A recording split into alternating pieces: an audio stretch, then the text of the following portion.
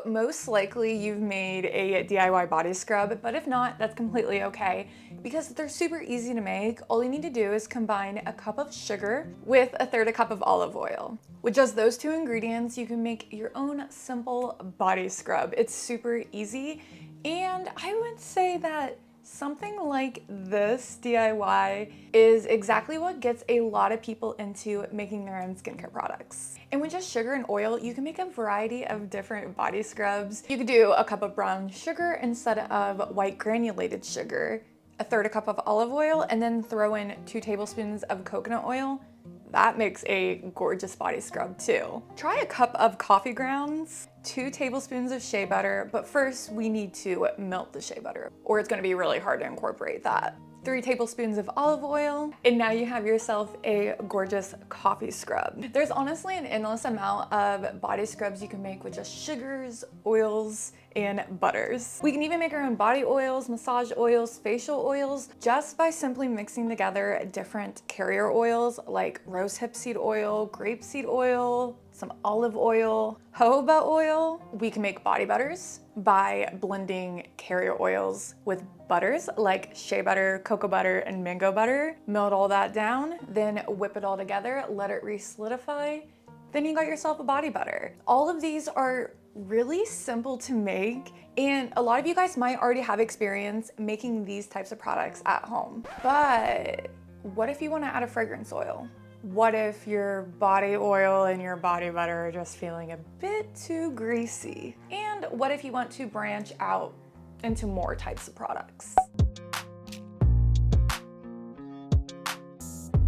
First off, I think it's important to understand why the products I've already mentioned are the most common products you see people making at home. It's mainly because all the ingredients we've already talked about working with are completely safe to use at 100% on the skin. Essentially, these ingredients don't need to be diluted. And importantly, none of these products contain any water, which means they're not gonna grow mold, yeast, bacteria, fungi. It's always important to remember where there is water, there is life. If there's water, mold can grow. If you make a product that contains water, it has to have a preservative. This is my new updated Formulating for Beginners series of 2026. My name is Tara. I have been formulating for over a decade now. I've been on YouTube since around like 2016, but I've really started dedicating my YouTube channel to formulating in 2018, and it is time for me to do an updated Formulating for Beginners series. So hello, welcome, subscribe, hit the notification bell, like this video if you want to see more. Let me know what you want to see next in the Formulating for Beginners series. Also, make sure you guys stick around till the end of the video because I do have a free gift for you guys. So if you stick around until the end, I'll tell you guys where to find that. Let's get talking cosmetics, lab cats.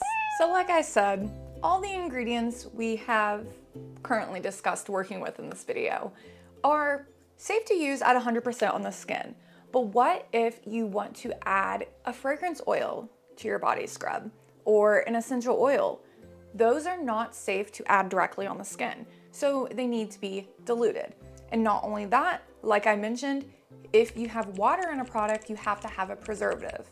And preservatives also aren't safe to put directly on your skin, so preservatives also need to be diluted. It's not safe just to add a few drops of your fragrance oil into your body scrub and call that okay. You really need to make sure you're not adding too much fragrance oil or too much essential oil to where it's going to irritate your skin. This is where the IFRA regulations come in. This is an organization that regulates fragrance oils for their safety and monitors how much can be used in each product. I can make an entire dedicated video to this if you would like, but here's evidence that you cannot just put fragrance oil or essential oil directly on your skin. So there has to be a method to making sure we're using safe amounts. And this is exactly why we write cosmetic formulas in percents. We use percents to create a formula to make sure we know exactly how much of each ingredient we're using. Writing in formulas makes creating adjustments to your formula just that much easier. Also make sure that each ingredient we're using is properly diluted. We can look at any formula written in percents and straight away say, yes, that ingredient is used at a safe percentage. But if it's weighed out in cups, tablespoons, teaspoons, there is no way of figuring that out without doing a lot of calculations. And even then, weighing out a cup of something still is not the most precise way of measuring, because the measurement can still be off. If you've ever baked, you would know that it's so important to weigh things over just scooping it out and hoping it's the right amount. You need to weigh the flour instead of just hoping there's 70 grams of flour in that cup. The best way to measure out your cosmetic ingredients is by using a digital scale. I recommend for home crafters to use one that weighs down to 0.01 grams. And this one specifically is the beginner scale I recommend. And you'll notice so many other formulators, home crafters use the same exact scale as well. Pretty inexpensive, you can purchase it on Amazon. It's really important to make sure you do have a scale that weighs down to 0.01, because a lot of the ingredients like the preservatives or the actives, you only need tiny amounts of it, and you need to make sure you're weighing out the proper amount of grams. And this specific scale only weighs up to 500 grams. So if you're going to be making larger batches, I recommend this scale. It's a more expensive scale, and you probably only need this if you're going to be making like really large batches of body scrubs, or if you plan on selling and making large batches of face washes and stuff. But for a beginner home crafter, this scale is perfect. You can make all kinds of things with it. I think the most important thing you need to understand when formulating cosmetics, whether it's a color cosmetic, a hair care product, skincare, whatever it may be, we don't actually start formulating a product by creating a recipe. We create a formula, and we use that formula to create our recipe. Every formula needs to add up to 100%. Here is an example of a formula, and if you add up all the percentages, it adds up to 100%. No matter what you are making, whether you are scaling up or down, your formula will always equal 100%. We write in percents for a number of reasons. First off, it allows us to keep track of the potency of each ingredient. For example, some ingredients like preservatives need to stay below a certain percentage, and writing in a formula ensures us that these ingredients are being used at safe or accurate amounts. Or you might want to use an active ingredient like niacinamide. You want to make sure you're not using too much of it to irritate your skin, but you want to use enough of it to get whatever benefit you want out of it. Then you need to make sure you're writing in percents to make sure you know you're using it at 2% and not 10%. And writing a formula in percents allows us to create any batch size we want. Batch size is the total amount of product you want to make. So if we take that formula I just showed you and we want to turn it into a recipe, we first need to figure out what batch size we want to make. So let's say we have 10 8-ounce jars we want to fill. First, we need to figure out how many grams are in an ounce. This is because we write all of our formulas in grams instead of ounces. And the reason being is because grams is a smaller amount of measurement than ounces. And grams ensures we get a cleaner number and a better accurate measurement. And also it's the measurement we use universally in formulating. Same with percents. Everyone around the world uses percents to write their formulas. So it's a way to communicate cosmetic formulation all around the world. So all you need to do is Google how many grams are in an ounce. And the answer is 28.3495. I'm just gonna round this up to 30. I typically always recommend rounding up when formulating, like your batch sizes and stuff. It's better to end up with more product than not enough product, right? Also, not to confuse you guys, but it's important to keep in mind that if you have like a product like a body scrub and you wanna fill up an 8-ounce jar, you might actually need more than 8 ounces of body scrub to fill that jar. It just depends on how dense your scrub is. If you make like a fluffy scrub, you might only be able to fit 5 ounces of that scrub in an 8-ounce jar. Again, it just depends on the density of your product. So that's why you will typically see net weight on products, and that's the amount of product that's actually in the container. You can have an 8-ounce container, but only have 5 ounces of product in it because the 8-ounce container is measured by volume. Hope that makes sense. We're gonna round 1 ounce to 30 grams.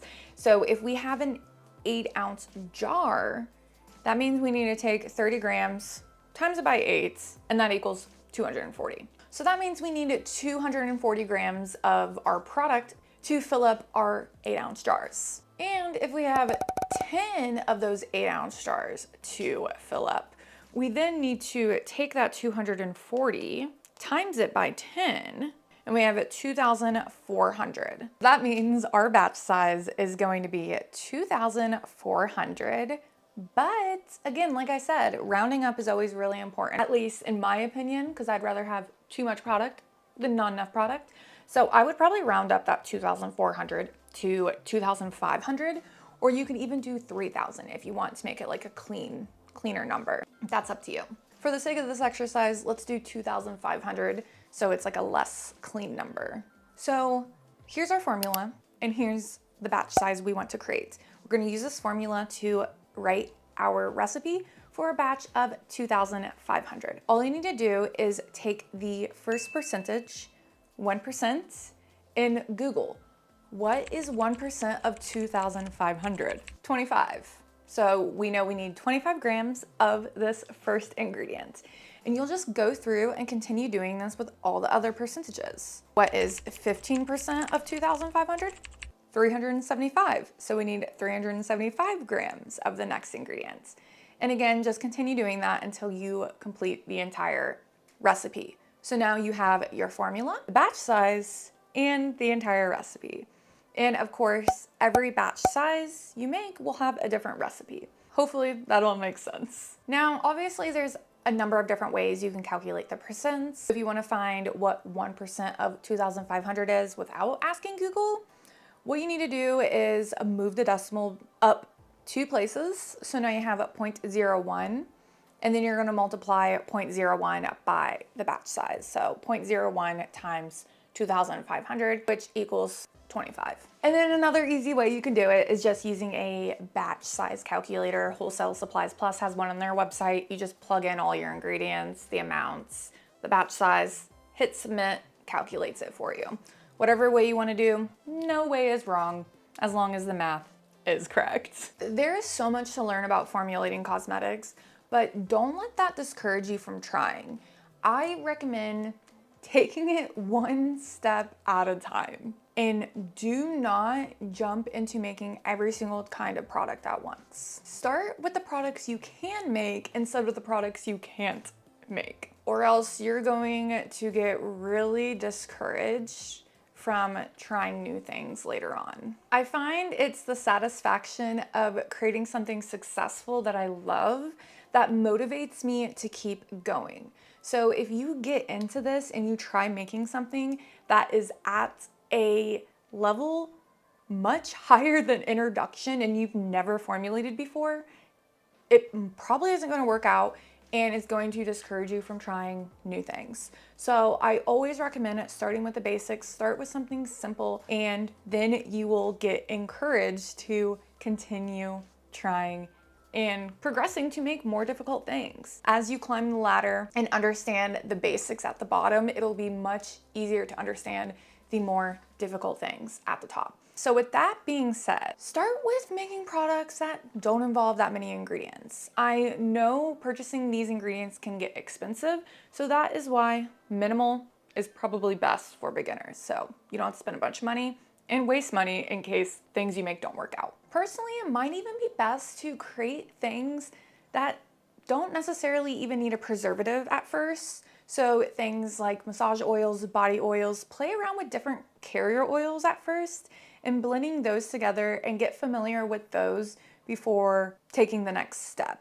And definitely, if you're jumping into formulating things with actives like kojic acid, vitamin C, niacinamide, alpha-arbutin, retinol, you are gonna have a headache because those ingredients are much more difficult to formulate with, and I do not recommend those for beginners. You will most likely get incredibly overwhelmed and discouraged using those ingredients if you're starting out. A lot of these need to be formulated in a specific way. They need to be in a specific pH. They need to be combined with other ingredients like solvents in order to keep them solubilized. So already you have a huge handful of hurdles to jump through with these ingredients. But that's okay, because if you take your time and you really are like passionate about this topic and want to learn more, don't worry, I got you. I'm going to take you through the whole process.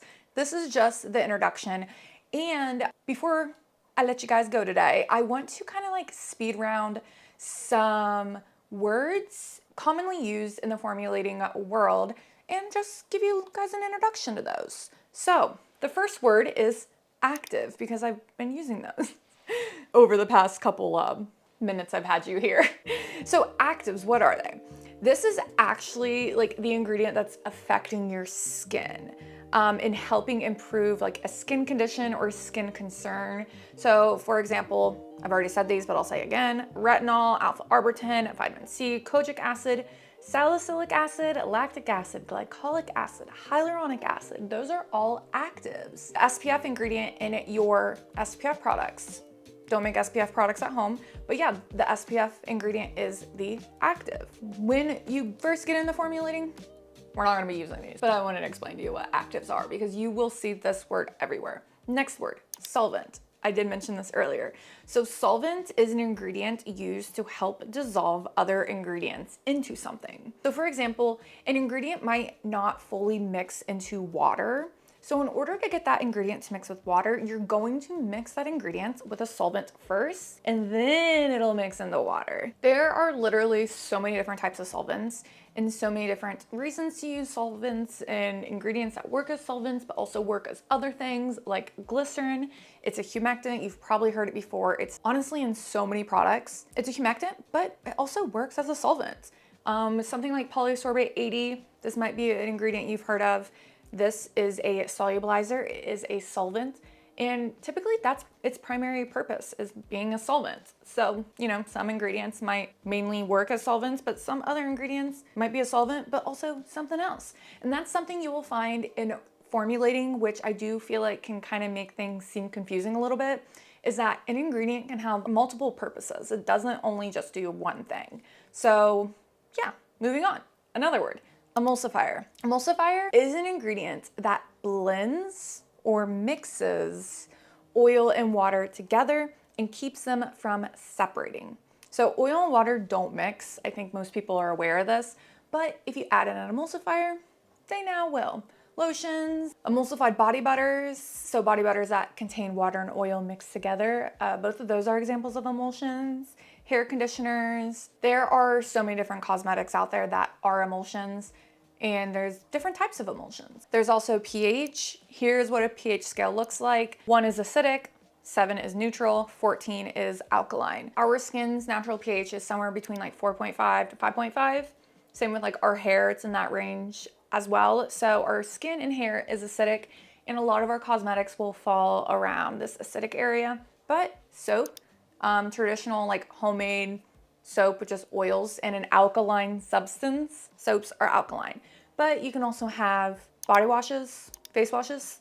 These are made with surfactants. These are synthetic detergents, so like synthetic soaps essentially. These can have more acidic pH levels. And that's typically why you will find those products being more gentle on your skin. Even though they are synthetic, they're more gentle on your skin because they're closer to your skin's natural pH. So that's just a quick introduction to pH. pH is super important because ingredients like vitamin C, glycolic acid, all those actives, all kinds of ingredients are pH sensitive. But only water has a pH, oils do not. So that's why when you're working with oil-based ingredients, it's so much simpler. You also don't have to worry about pH. So that's just a quick introduction to formulating. Hope you guys enjoyed it. Let me know what I should make. I should probably make an entire video on pH next, right? Also, if you're on mobile, hype up this video. It's a new feature on YouTube. Hype the video. It really helps me out. Liking, subscribing, all that does.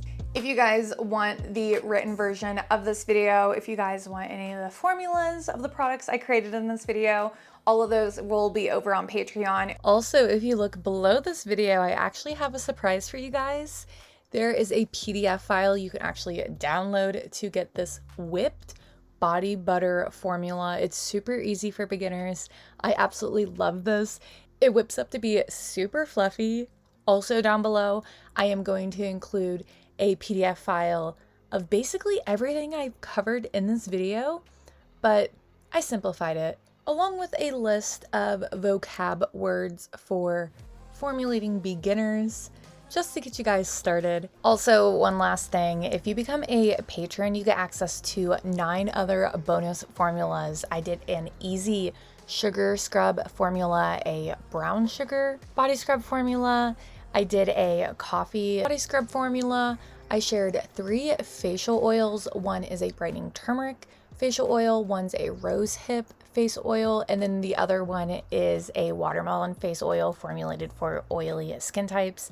I did a dupe of the Sol de Janeiro body oil, and I just simplified it, along with a blue tansy body oil.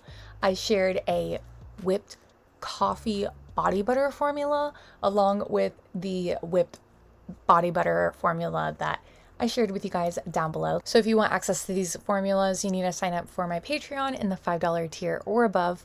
Or if you don't have access to Patreon in your country, you can sign up as a YouTube member in the $5 tier and get access to these formulas.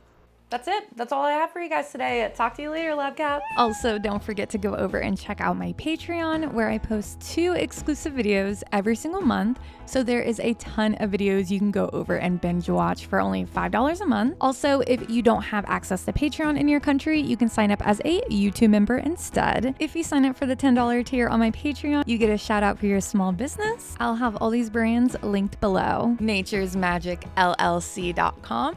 From Dusk Soapery on Etsy, LloydCandleCompany.com, HB Royal Retreat Store on Etsy, NaturesFarmGirl.com, Let's Blend LLC, at Stardust Bath and Body, HimpyGirl.com, ShopLevi's.com, Owl and Lily over on Etsy, Skin Lounge Co. over on Etsy, BlackPetalBeauty.com, EmbraceBeautyEssentials.com, LegendaryBathAndBody.com, AstariApothecary.com, Reviga Cosmetics here on YouTube, XoreBB.com, PardoNaturals.com, NaturalStateSkin.com, TheNatureInUs.ca, NearCatalier.com. Use the code on the screen for 20% off. EarthAndAmberNaturals.com, SharkCityNaturals.com, DayToRelaxProducts.shop, CrownedGloryLLC.com, LHScentedSoapsAndMore.com, JanaeRose.com, HealthNutBeauty on Etsy, VelvetTemptations.com, JourneyRoseBeauty.com, CHRBrands.com, Homestead Life Goods on Etsy, CanellaBathandBody.com, MadhouseMamaSoaps.com, XPO.com, Mystical Morning on Etsy, allthingsscent.net, snoota.square.site, 7th House and Oak on Etsy, and mycrownandglory.com. Thank you so much for you guys' support. Without you guys over on Patreon, I wouldn't be able to do what I do, so thank you so much.